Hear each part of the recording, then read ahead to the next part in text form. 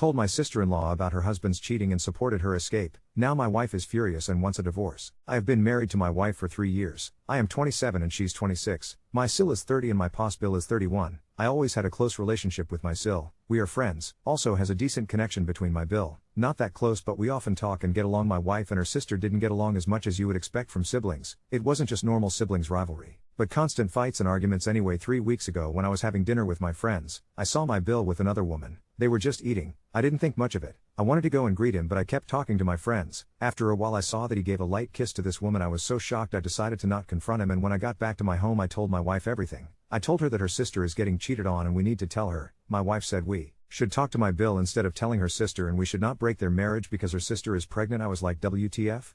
So what if she's pregnant?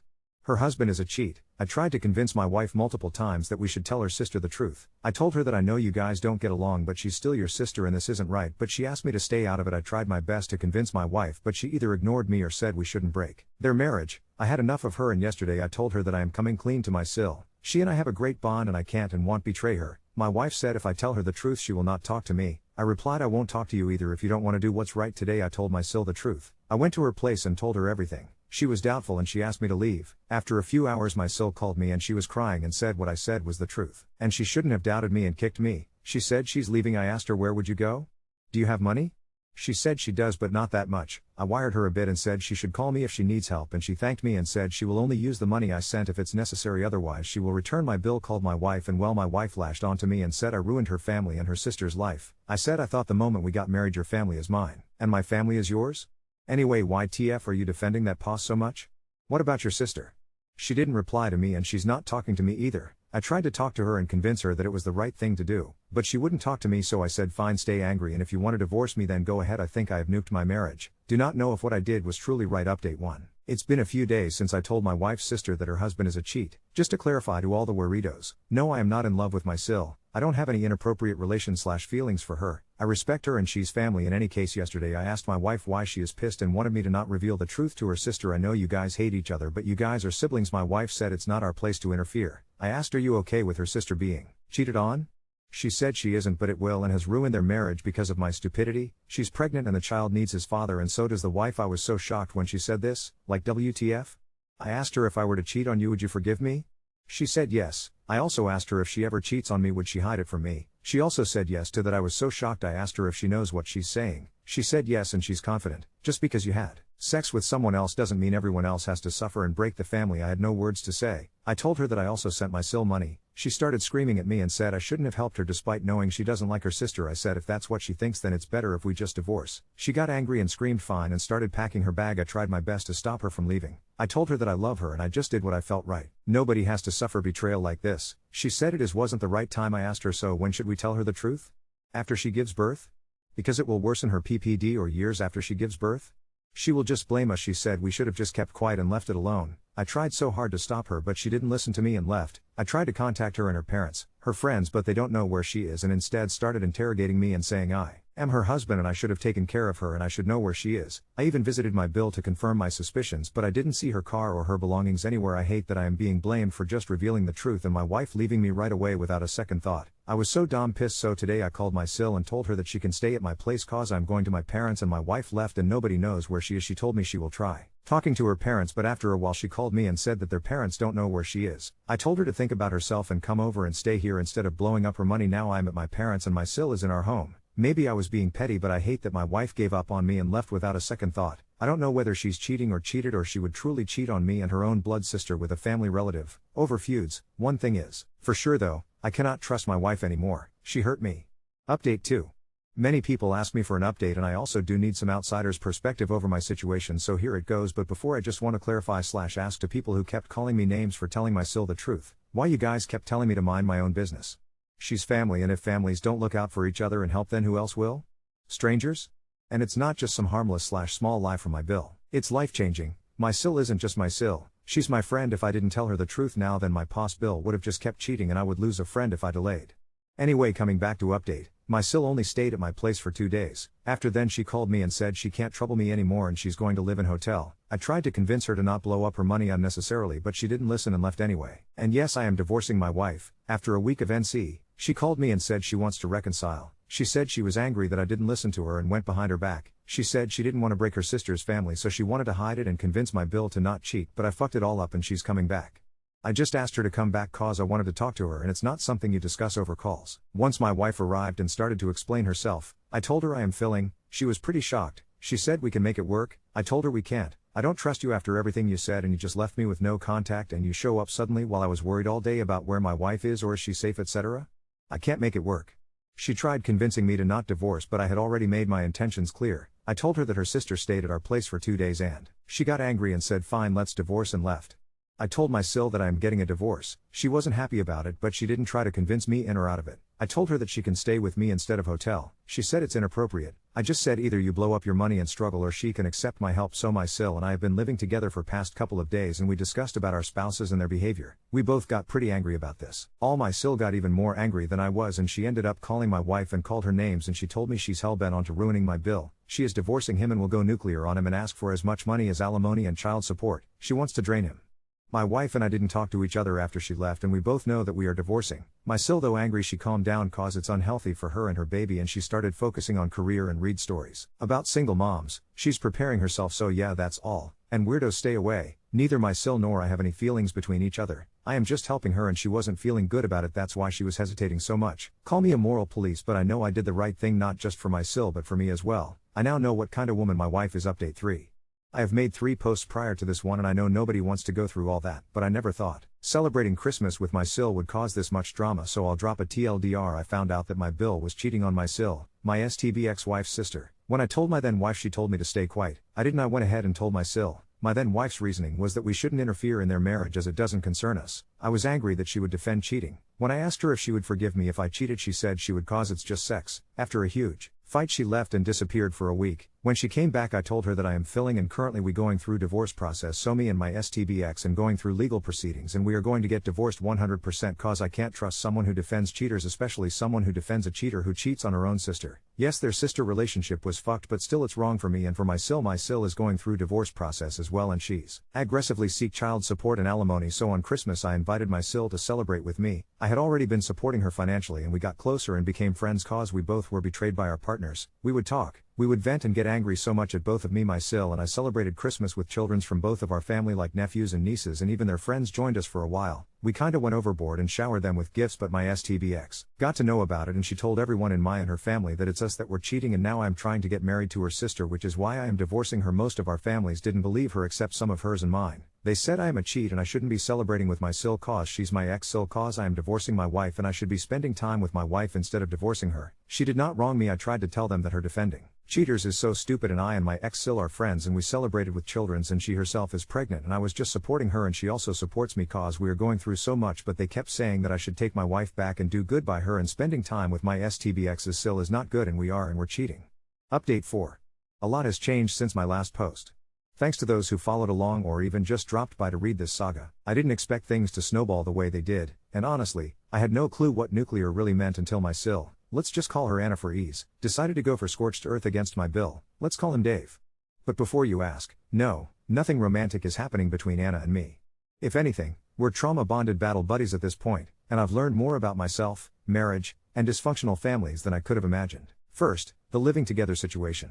Anna stayed in my house for almost 3 weeks before moving into a small apartment across town. She insisted on paying rent herself, said she wanted to prove she could be independent, and, her words, not mine, the sight of your couch is going to make me think of lawyers and paperwork for the rest of my life. Fair. During that time, she absolutely went nuclear, but not in the way I, or probably anyone in the family, saw coming. Initially, she lawyered up for her divorce and child support as expected. But Anna also contacted Dave's employer, he works for a pretty well-known tech company nearby, with her lawyer's help, and forwarded proof of his infidelity because, get this, the company's code of conduct forbids undisclosed inter-office relationships. The woman he cheated with is his direct report. Turns out, this wasn't even Dave's first strike. Within a week, he was suspended and then let go by mutual agreement in HR speak. Apparently, that was enough embarrassment for Dave that he dipped out of the family group chats and started texting Anna with everything from apologies to borderline threats. Anna gave her phone to the lawyer, blocked his number, and now only communicates through official channels. Lesson to Dave: don't try intimidation when your ex has all the receipts. Meanwhile, the family drama reached insane levels. My own family, at first, was decent, until my mom got a call from my STB ex-wife, let's call her Beth, who, I kid you not, started floating rumors that I'd gotten Anna pregnant. Anna, 8 months, visibly pregnant, absolutely not my kid. Logic somehow skipped a generation with Beth. Suddenly, I'm fielding texts from an aunt in Florida asking if I'm finally ready to settle down and be a good dad. I had to shoot off a mass message to my relatives that, no, I am not starting a relationship with Anna or anyone, and please for the love of all things holy stop adding me to Facebook Messenger prayer chains. Then Beth started in on Anna, but that backfired harder than I could have hoped. Anna's pregnancy hormones or just pure fury kicked in, and she started screenshotting all of Beth's accusatory messages and sending them to both sides of the family via group chat, unfiltered. People started taking sides, and with those screenshots, not many ended up on Beth's or Dave's team. If you've ever seen grown adults lose it over a WhatsApp group, you'll know what my phone notifications have been like for the last 2 weeks. On the strictly legal front, my divorce with Beth is progressing. She's alternated between threatening to expose me for stealing her pregnant sister to then apologizing and saying she just wanted to keep the family together and asking why can't we be friends for the sake of family legacy. She even drove by my house late one night and left a note taped to my door, "You could have forgiven me like I would have forgiven you. Enjoy being alone." It was the weirdest breakup note ever. I laughed at first, then immediately double-checked the locks. As for me and Anna, we both started therapy, separate therapists, for the record, but it was honestly a relief to have someone neutral to talk to. Anna's therapist suggested building a support system, so we went proactive. Anna's old college friends started coming by, one's even moved into her guest room to help out after the baby comes, and my circle of friends started inviting us both to stuff. And if you thought Tinder was an awkward experience, try explaining to your friends that no, you and your ex still aren't a thing, you're just both spectacularly bad at picking spouses. The broader fallout? At least 2 cousins on Beth and Anna's side have stopped talking to both women. One called the whole thing Greek tragedy levels of dumb. Dave is apparently couch surfing with a buddy out of state and sending woe is me DMs to mutual friends. Beth, I hear, is spending some time finding herself.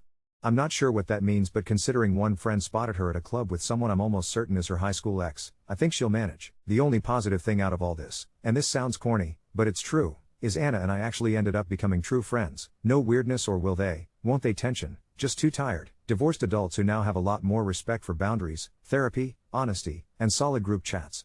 Here's the absolute kicker, though. Last weekend, Anna and I co-hosted a little New Beginnings get-together with a few close friends in her support circle. It was drama-free, everyone brought food, and when Anna's, and Dave's, kid is born sometime next month, I'll be uncle and not stepdad. Thank you very much. I won't say everything works out, but at least, finally, things are honest, and I'd take that over anything we had before. So yeah. If you're ever torn between loyalty and honesty, I have officially lived the consequences, and honestly, I'd rather face brutal truth and fallout than live in a house made of lies. If you're in a situation even half as weird as mine, my advice, get a lawyer, get a therapist, and for the love of everything, keep your relatives off the group chats.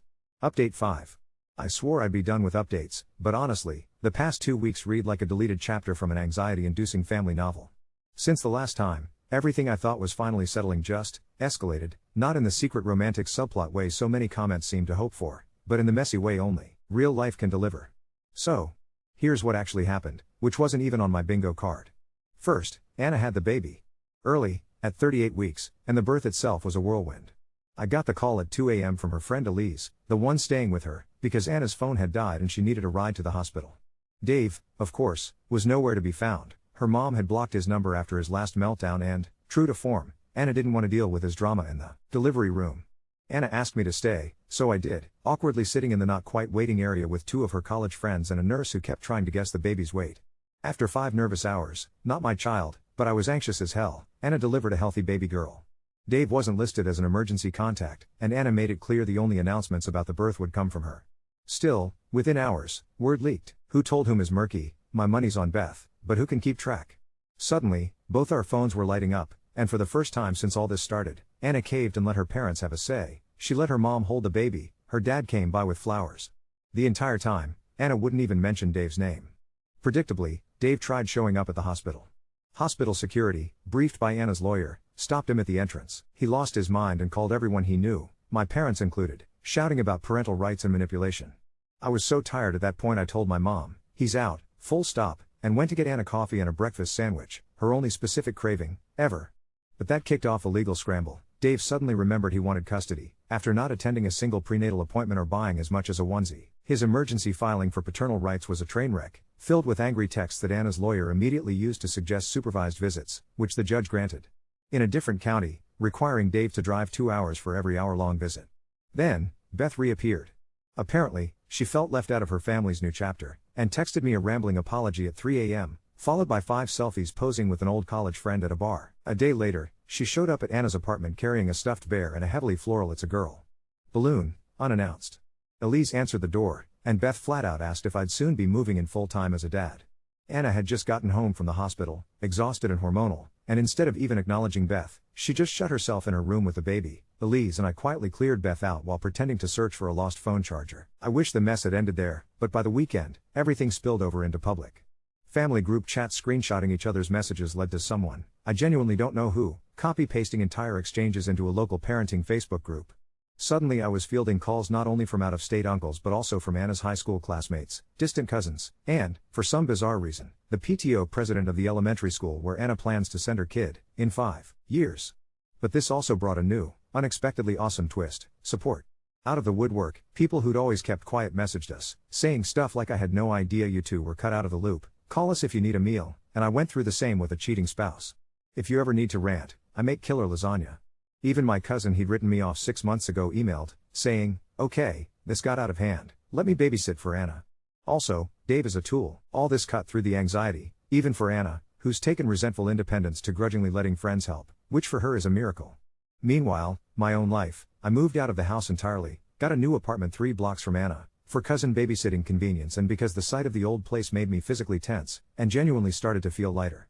The divorce is basically ink drying right now, couldn't be more grateful. Here's the kicker: Beth and Dave went radio silent last week, aside from a joint group text sent accidentally to me and Anna. It was a screen grab of a TripAdvisor page for a couple spa weekend in Sedona, Arizona, with a caption, "Sometimes you need to leave the haters behind and start fresh." I nearly choked on my coffee. I won't dwell on the weirdness of my ex-wife and her sister's ex trying to do healing or whatever that is, because that's between them, therapy, and possibly daytime talk television. Finally, Anna and I sat down after a long day of baby wrangling, friend catering, and legal paperwork, and realized we'd both, by accident, built the strongest boundaries in our lives. Our friendship survived the cheaterpocalypse, we both discovered who actually had our backs, and Anna even joked she was looking forward to being the crazy aunt who tells the next generation how we dodged every bullet except Facebook drama. No, we're not dating. Yes, we still get "aren't you too?" questions, now mostly from random Facebook people and the manager at the bagel place. For both of us, honesty, sanity, and fierce new friendships matter more right now than anyone else's gossip or bad takes. If you're still reading and wondering, it's not a fairy tale. But my circle's small, my ex is far away, and my ex-sister-in-law is one of the bravest, toughest moms I know, with a kid who has more people eager to babysit than bottles in her kitchen. If that's fallout, I'll take it. Update 6. Well, I thought I'd finally reached the coasting, quiet part of this saga, but this last month managed to outdo the holiday drama and group chat apocalypse. If you want to picture it, imagine the world's messiest family wedding, and then swap the champagne for takeout coffee, toddler chaos, and subpoenas. First, Anna and I have unwittingly become the Switzerland of our fractured web of friends and family. Apparently, surviving cheaters, divorces, and public meltdowns turns your living room into neutral territory. My place, and now, especially Anna's, has morphed into the drop-in zone for everyone with residual ties, mutual friends, about 4 cousins on rotation. We didn't pick sides, we just want to see the baby, and even, surprisingly, Anna's dad. He's gone full grandpa, classic overcompensation. Every visit involves a giant box of diapers and a monologue about resilience. Elise, Anna's roommate, who originally planned 2 months, wouldn't hear of moving out, and has now become an unofficial co-parent/aunt/sarcastic voice of reason. At this rate, she'll be godmother by default. The fallout from Beth and Dave's little healing trip was beyond anything I expected. Apparently, Sedona's vortexes didn't align their chakras.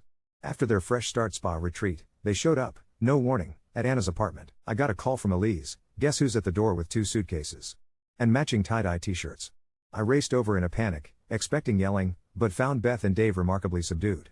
Anna, who has spent months channeling every ounce of fury into setting up boundaries, just calmly told them to schedule a mediator if they wanted anything, and handed Dave a flash drive she'd prepared in advance containing photos of their daughter, so you can stop asking people for updates. Beth, holding fast to her own brand of denial, rambled about letting everyone have their truth before asking if the 4 of us might someday be friends again.